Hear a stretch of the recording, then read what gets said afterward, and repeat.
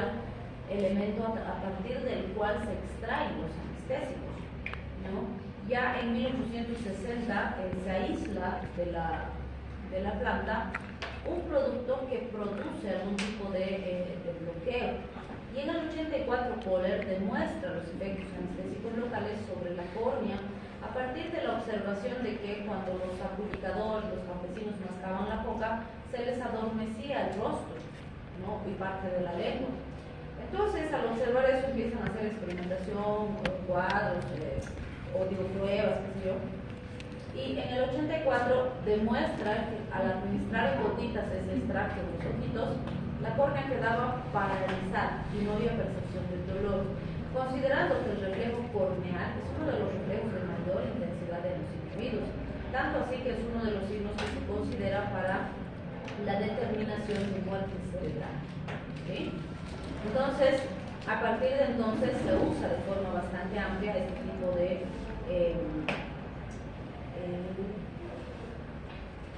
sustancias, vamos a decir, para conseguir anestesia. Entonces, por definición, un anestésico local es un fármaco que bloquea de forma reversible la transmisión nerviosa en cualquier parte del sistema nervioso que se aplique. Es así que hay anestésicos tópicos, anestésicos por infiltración, anestésicos por irrigación y demás. Solo va a afectar a las neuronas que están cerca, próximas al lugar de su administración. Va a suprimir el dolor sin deprimir el estado de conciencia, que esa es la diferencia fundamental con los anestésicos generales. Y obviamente esa diferencia determina que exista menos riesgo. ¿Sí? Ese es el punto fundamental. Y el punto más importante es que si hay menos riesgo, entonces pues la probabilidad de complicaciones es más bajita en cualquier procedimiento. Es así que la tendencia, incluso para cirugías medianas a grandes, es manejar anestesia local, ¿sí? Y se puede, por ejemplo, una operación cesárea, donde pues se va a cortar, se va a extraer el bebé, etcétera, se hace como anestesia local en la mayor parte de los casos, ¿no? Y solo en casos muy particulares va a ser anestesia general. Bien, tenemos dos grandes grupos dentro de estos anestésicos, los de tipo éster y los de tipo amido. Los de tipo éster, podemos mencionar la procaína, la propia cocaína y la tetracaína. Por supuesto que la cocaína no es anestésico, aunque sí han habido momentos en la historia en los que se ha usado cocaína para realizar algún tipo de procedimiento. O por ejemplo, hay antecedentes históricos también de que a veces en batalla tienen opioides o tienen este tipo de sustancias para amputar un miembro y cosas así en los heridos de guerra, en esas circunstancias que están ahí muy lejanas, ¿no? Porque no es muy fácil tener otro tipo de sustancias, o bueno, no era en la antigüedad. Me imagino que ahora ya tienen mejores alternativas, ¿no? Pero había épocas donde no se contaba con otros anestésicos más altos, porque si se ponen a pensar 1984 no es muy lejano, ¿no? Y guerras pues tenemos desde hace muchísimo más tiempo. Entonces se usaba, pero no de forma terapéutica, por supuesto. La diferencia de estos tres es que esta es de acción corta, esta de acción intermedia y esta de acción prolongada. Las de tipo amida, podemos mencionar la lidocaína, la mepivacaína y la bupivacaína, igual, de acción corta, de acción intermedia y de acción prolongada. Y van a ver que la tendencia es usar más las de tipo amida, son las que más se usan. ¿Qué van a hacer los anestésicos locales? Van a actuar sobre los receptores de membrana, específicamente en los canales de sodio, bloquean los canales de sodio. Y al bloquear los canales de sodio impiden la despolarización y la prolongación, o determinan más bien la prolongación del periodo refractario. Vale decir, al bloquear los canales de sodio evitan que pase el impulso eléctrico y así evitan que el paciente sienta dolor, ¿sí? Que puede el paciente percibir lo que se está cortando, el trabajo que se está haciendo, sí, pero no va a sentir dolor. Sí es importante considerar que como vamos a trabajar de forma local, es decir, en el sitio donde estamos administrando, la solubilidad del fármaco va a depender, o bueno, va a determinar más bien la potencia y la duración de acción de la sustancia y hasta dónde pasa la sustancia y sus efectos adversos. ¿Por qué? En el sistema de anestesia local,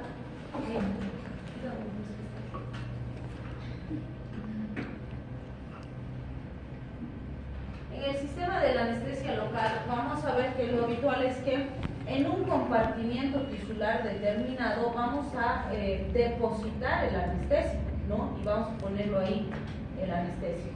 Pero cuando este anestésico sale hacia la periferia y hacia los otros tejidos, primero que aquí va a disminuir su concentración y eso va a hacer que se pierda el efecto, y segundo que la llegada a estos compartimientos o a estos otros tejidos va a estar en relación a sus efectos adversos.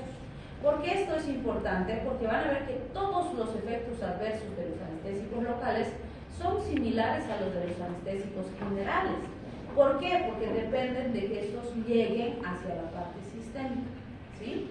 Entonces, nuestro objetivo fundamental es depositar el anestésico en una zona, en un tejido específico, cerca de donde vamos a trabajar. Por ejemplo, si esto fuera una herida abierta, voy a infiltrar en el tejido lateral alrededor de la herida, un poquito profundo también, con el objetivo de que todo esto esté anestesiado, y ahí voy a limpiar, voy a hacer una limpieza quirúrgica además, y después voy a suturar, ¿sí? Por lo tanto, cualquier situación como la inflamación, por ejemplo, puede afectar estos procesos.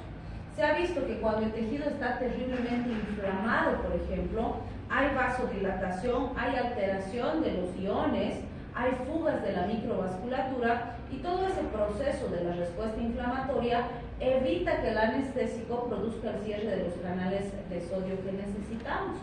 Entonces, sí se ha visto que cuando hay mucha inflamación, la anestesia no va a funcionar, aunque le ponga buenas dosis o dosis altas inclusive.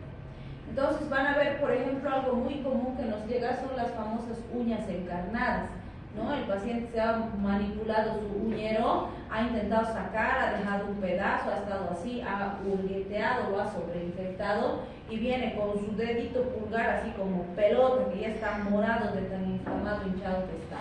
¿Sí? Y viene además porque toda la semana ha estado hurgueteando y ahora ya no puede caminar y no logra resolver el problema, ¿sí? Si nos aventuramos a anestesiar ese dedito, lo más probable es que no tengamos buen efecto anestésico y el paciente tenga que aguantar dolor mientras vamos trabajando. Es muy sensible.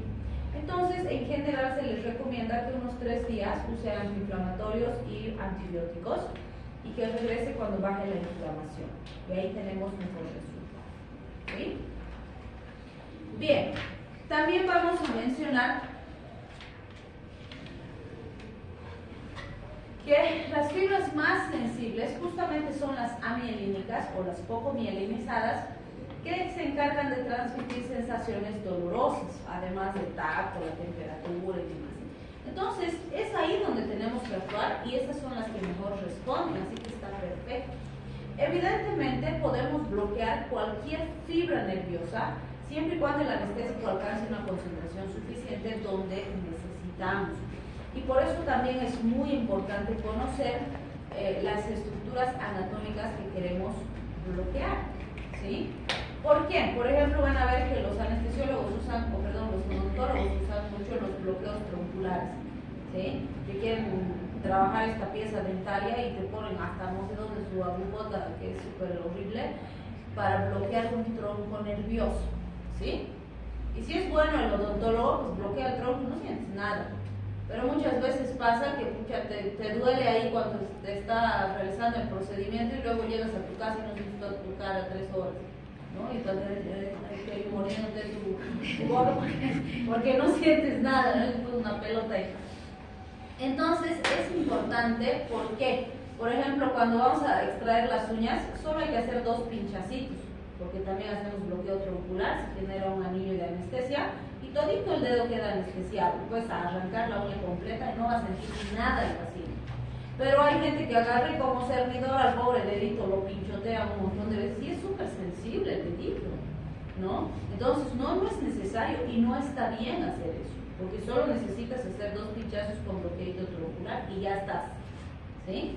Entonces sí es importante conocer para saber qué queremos bloquear y cómo lo vamos a hacer, de la forma menos traumática para el paciente.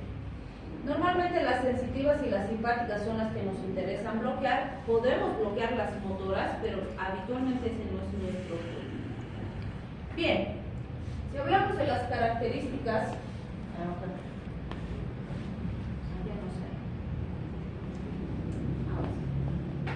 si hablamos de las características cinéticas de este grupo de fármacos, ¿qué decimos? El paso desde ese punto donde hemos depositado el anestésico hacia la sangre va a depender de varios factores, ¿sí? Como hemos dicho, si se mantiene ahí donde lo hemos depositado, aquí hemos puesto el anestésico y ahí se queda, voy a tener mejor efecto porque mientras esté ahí voy a poder seguir trabajando sin que el paciente sienta dolor. Pero si es una zona que tiene mucha vascularización, rápido se va a ir hacia la parte periférica y voy a perder el efecto. Entonces voy a tener que aumentar para seguir trabajando si no he terminado de suturar, por ejemplo. También esto depende del tipo de anestésico, la dosis que utilicemos y la velocidad de inyección.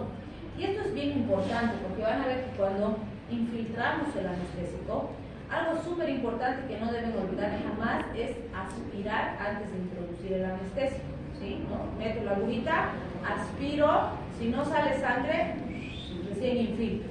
Y además tengo que tener ya la destreza para que pin pongo, aspiro, no sale nada y pues infiltro sin estar haciendo esto. Porque hay quienes no meten, aspiran, no sale nada y van empujando el anestésico y hasta el otro lado se pasa la aguja, ¿no? Entonces tiene que ser en el mismo sitio, porque si empujo más la aguja, ¿cómo sé que ahí no le he dado un vaso? ¿Sí? ¿Por qué? Si cuando yo hago la introducción del anestésico le doy a un vasito, que va pues, a sistémico ese rato, ¿sí? Se me puede colapsar el paciente, se me puede producir un paro cardíaco, no se olviden, con anestesia local, ¿sí? Entonces tengo que tener cuidado en la administración. Esa anestesia local es bastante segura, pero siempre y cuando se haga correctamente, ¿sí? Bien, y fíjense, todos los anestésicos locales pasan la barrera hematoencefálica, entonces van a llegar rapidito al cerebro también, se me puede desvanecer el paciente por un anestésico local mal infiltrado, ¿sí? Entonces es lentito y cada vez que pinche voy a volver a aspirar y voy a volver a introducir, voy a aspirar y voy a introducir todos los puntos que pongo, ¿sí? La eliminación va a ser según el preparado. Los de tipo se metabolizan por la pseudopolinesterasa a metabolitos inactivos que se van a excretar por la orina. El punto es que estos metabolitos son sumamente alergizantes. Entonces, este grupo en general es el que se ha relacionado con reacciones de hipersensibilidad a los anestésicos, las alergias a los anestésicos. Entonces, la tendencia es no usar mucho y además no tengo que olvidar que si el paciente presenta hipersensibilidad a un compuesto del grupo éster, todos los demás del grupo éster van a presentar reacción, ya no hay que usar, ¿sí? En cambio, los de tipo amida se metabolizan a nivel hepático, forman metabolitos activos, pero no son alergizantes. Y se van a ir eliminando también por la orina. Entonces, la tendencia es usar más estos, sobre todo porque son más seguros. Bien, es común que usemos anestésicos locales con vasoconstrictor. El vasoconstrictor más ocupado o más usado es la adrenalina. ¿Se acuerdan qué hacía la adrenalina? ¿Por qué es un vasoconstrictor? ¿A qué grupo pertenece la adrenalina? Simpático miméticos. Es un simpático mimético. ¿Su efecto en los vasos cuál será? ¿Qué era? ¿Dilatación? No era dilatación, era constricción. Es un vasoconstrictor. ¿Sí? Entonces, ¿por qué le doy vasoconstrictor con el anestésico? Porque como hemos dicho, si yo he depositado mi anestésico aquí y de eso depende que el efecto se mantenga en el paciente, mientras más tarde en pasar hacia el vaso sanguíneo, más tiempo se va a quedar aquí, ¿sí? Entonces, si yo al mismo tiempo que lo deposito pongo un vasoconstrictor, estos vasitos se cierran. Entonces eso permite, número uno, que la concentración del fármaco aquí sea más rápida. Entonces mi efecto anestésico aparece más rápido, ¿sí? Segundo, ese efecto anestésico va a permanecer más tiempo aquí, por lo tanto, voy a tener más tiempo para trabajar, ¿sí? Tercero, como se va a distribuir más lento hacia la parte periférica, los efectos adversos van a tardar más en aparecer. Cuarto, voy a necesitar menos dosis porque con dosis más bajitas voy a poder trabajar más tiempo. Probablemente no tenga que volver a infiltrar si trabajo rápido, ¿sí? Entonces, son muy amplias las ventajas de asociar el anestésico a un vasoconstrictor, que habitualmente es la adrenalina.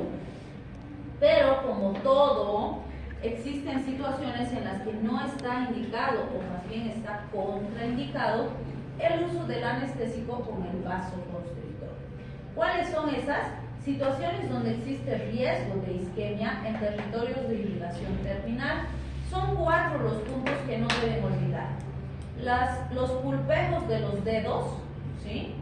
La punta de la nariz, el lóbulo de la oreja y la punta del pene, ¿sí?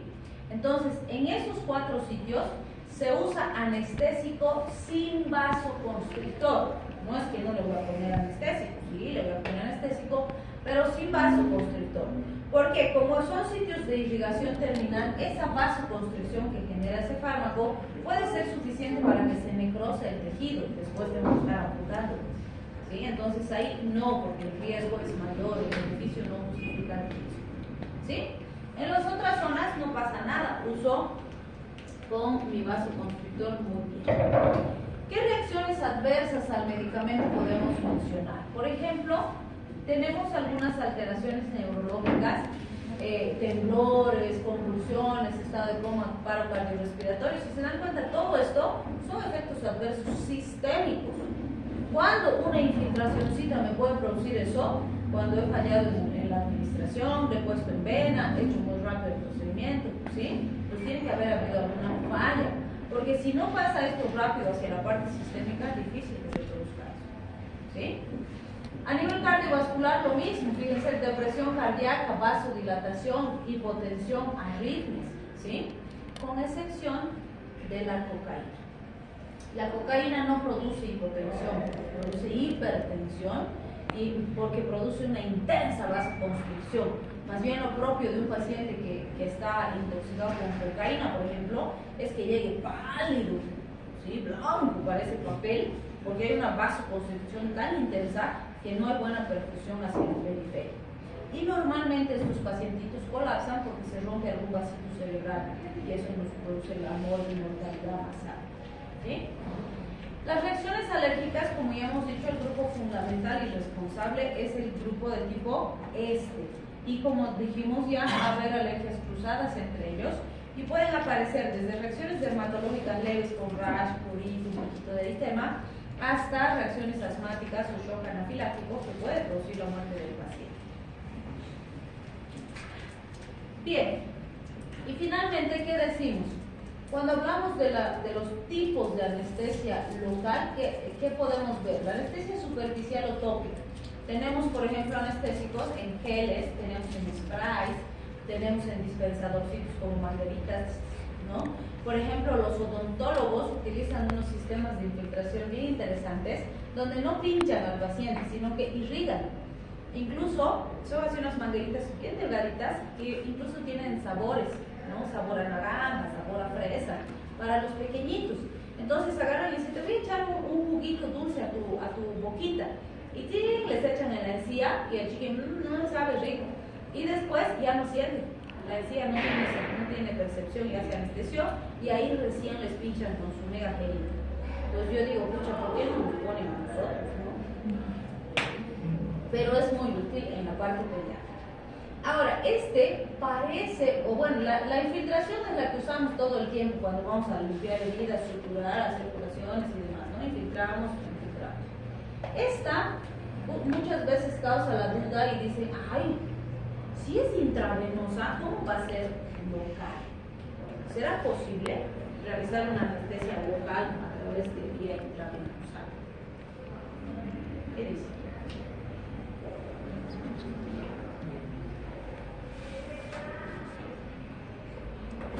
Sí se puede.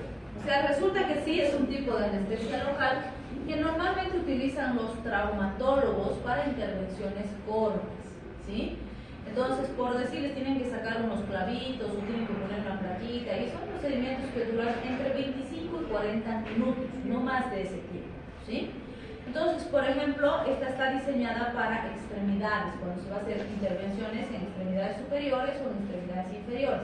Entonces, por ejemplo, digamos que van a operar aquí en mi antebrazo. Entonces, ¿qué hacen? Me van a poner así, me van a agarrar elevado y van a ponerme una liga o una venda elástica de alta compresión y van a empezar a envolver de distal a proximal, compresivo. Al ir envolviendo así, es como si me fueran ordeñando mi brazo y lo van vaciando más o menos, ¿no? Entonces llegan aquí y aquí hacen un pseudo torniquete, ¡pum! Fijan, le ponen una compresa, le ponen un manguito de hipertensión y lo inflan y lo dejan inflado.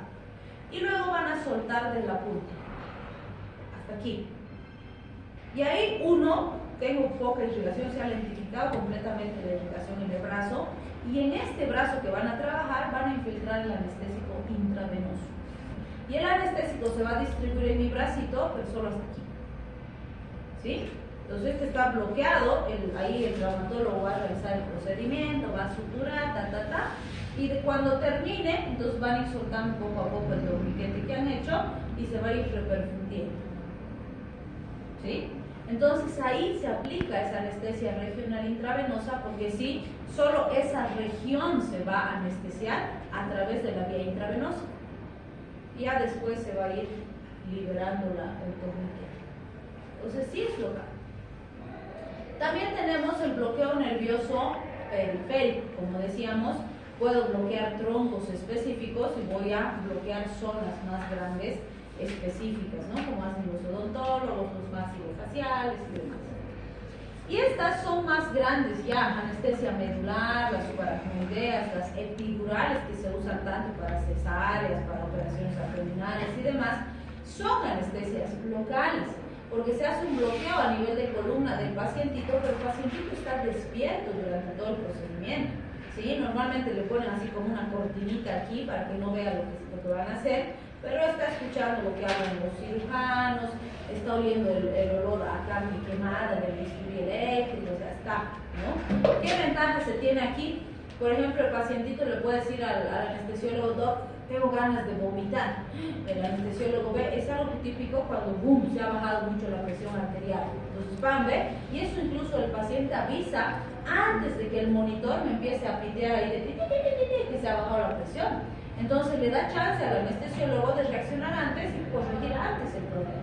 Entonces es muy útil, le da mayor rango de seguridad y el paciente va a estar mejor monitorizado, ¿sí?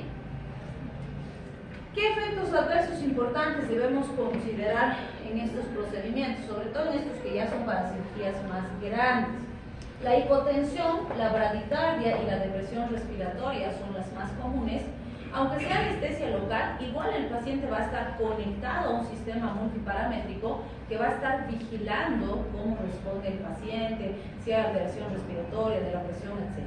¿Sí? Pero el anestesiólogo igual va a estarle preguntando cómo está, va a estar mirando los monitores, tomando la presión, etc. Y por supuesto, no podemos olvidar la retención urinaria y las cefaleas. Y esto es bien importante porque fíjense, sí tenemos complicaciones importantes por la retención urinaria. Como hemos bloqueado la columna, esa percepción de llenado vesical que habitualmente tenemos todos se pierde varias horas después de la cirugía. Entonces, como el pacientito no siente que se distiende la vejiga, no tiene ganas de ir al baño, pero la vejiga se llena, ¿sí? Y es normal que después de estas cirugías, o sea, no lo vamos a dejar la sonda Foley y la permanencia, solo va a estar durante el procedimiento quirúrgico. Entonces se le deja la indicación de que el paciente tiene que entrar al baño. Y viene el internito, viene la enfermera y le dice: doñita, ¿quiere ir al baño? Le acompaño y le ayudo, o le traigo chatita. Y dice: no tengo ganas. No tiene ganas. Claro, no tiene ganas porque está bloqueado, pues no siente. Y a veces, como duele la cirugía y duele la cicatriz, la herida, dice: no quiero ir. Y hay pacientitos que de verdad no logran hacer el chat, no pueden. Hay que ayudarles, insistirles: vamos, yo le ayudo, ayudarles a levantarse la camita, que vaya con calmita, pero que haga. ¿Por qué? Ha habido situaciones donde han sido descuidados o le han creído, de hecho, sí, ya entré, y no había entrado, y al día siguiente se ha quedado todita la noche su vejiga distendida, ¿sí? Y como no sentía, entonces no pasó nada, y luego cuando realmente quería hacer pipí ya no podía, porque se han lesionado las terminales nerviosas de tan estirada que estaba esa vejiga, y hay que ponerle una sonda Foley a permanencia, porque la vejiga no funciona. Y ese pacientito va a tener que estar con su sonda Foley y su bolsa colectora de orina a permanencia. A ver, vengan a pasar clases con su bolsa colectora de orina. A ver, vayan a trabajar así. A ver, vivan así. Es súper incómodo y tedioso para el paciente, ¿sí? Y si no logramos restituir la función de esa vejiga, puede quedarse así de por vida, por un descuido tan importante de un post-quirúrgico, ¿sí? Un compañero de ustedes, por ejemplo, me contó su experiencia y dice que le operaron de vesícula. Y el varoncito, ¿no? Así jovencito como usted. Entonces le dicen, no, tienen que ir al baño. No, pero no tengo ganas. Ya, voy a volver más rato, la enfermera, ¿no? Había vuelto, si tiene que entrar al baño. No, pero no tengo ganas, no quería ir. Sí, además le dolía. Entonces le dice, le voy a traer el pato, porque les traen el pato a los varoncitos, ¿no? Entonces él, no, le da re vergüenza hacer en el pato, ¿no? Y le dice, si no haces, yo te voy a bajar tu pantalón y te voy a llevar yo al baño. Lo había amenazado así la enfermera. Y dice, había empezado a orinar en el pato y dice que nunca dejaba de salir la orina así. Y ya se iba a rebalsar, ya 2 patos a llenar. Y él dice, no sentía nadita de ganas de ir al baño. Y estaba súper llena mi vejiga, ¿no? Entonces, vean, es real. O sea, sí, y sí hemos tenido pacientitos que han quedado con lesión vesical por cesárea, por ejemplo. Imagínense, pobrecita, la mamá encima con su cirugía de cesárea y su bolsa colectora de orina, porque no le hemos hecho hacer pipí después de la cirugía. Entonces hay que insistir. A veces ellas no entienden la gravedad, hay que insistirle, explicarle, decirle, se puede lesionar la vejiguita, no va a funcionar, tiene que ir. Si no quiere hacer en chatita, hay que ayudarle a levantarse y hay que ayudarle a ir, ¿sí? Pero tiene que ser. Y bueno, las cefaleas son comunes, a veces queda como efecto residual a los anestésicos y pueden durar meses, que constantemente molesta la cabecita, pero después van remitiendo sin grandes complicaciones. Bien, ya. Ahora sí. ¿Cuántos grupos son?